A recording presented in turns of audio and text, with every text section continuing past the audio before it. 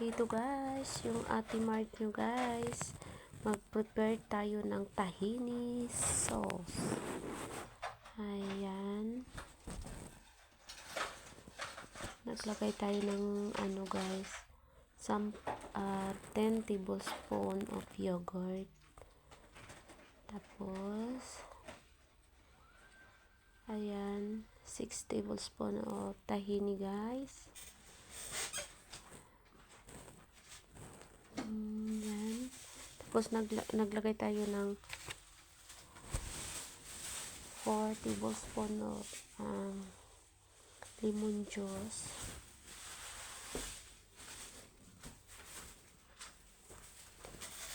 Then maglagay tayo ng salt, pepper, cumin, and mag-add tayo ng water.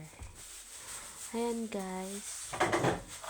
Yung magbigay yung amo namin guys sa amin ng ganyan guys.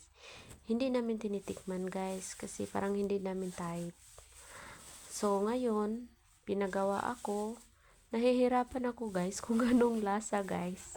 Kasi hindi ko natikman eh. Tinanong ko sa kasama ko kung ano kayang lasa dito.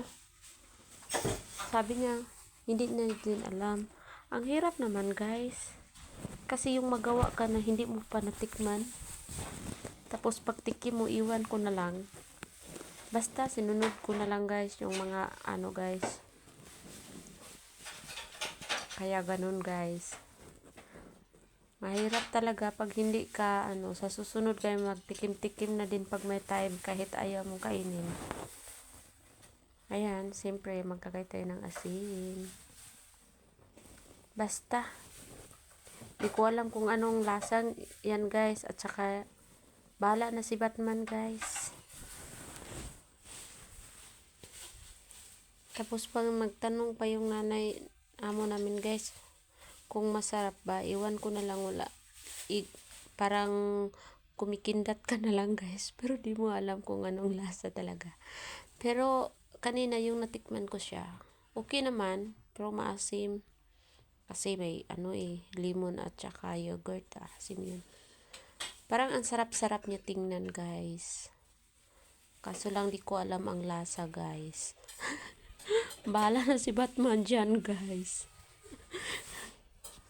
Ayan, tapos na tayo. Ilalagay natin siya sa container. Tapos ilagay natin siya sa ref para malamig lang siya guys. Kasi madali siyang masira kapag nasa labas lang. Kasi yung yogurt palang panis. Parang lasang panis, diba? Ayan na, tapos na kaya. Tapos habang ako guys, nanonood ako ng live sa kasi kay Mr. Utaw guys. Tapos yung mga niya, yung mga music niya guys. Yung parang pang 90s, pang 80s guys. Kaya napasayaw na lang ako guys. Ayan yung ate nyo guys. Kumikimbot-kimbot na naman yung ate Marge nyo guys. Kaya thank you for watching.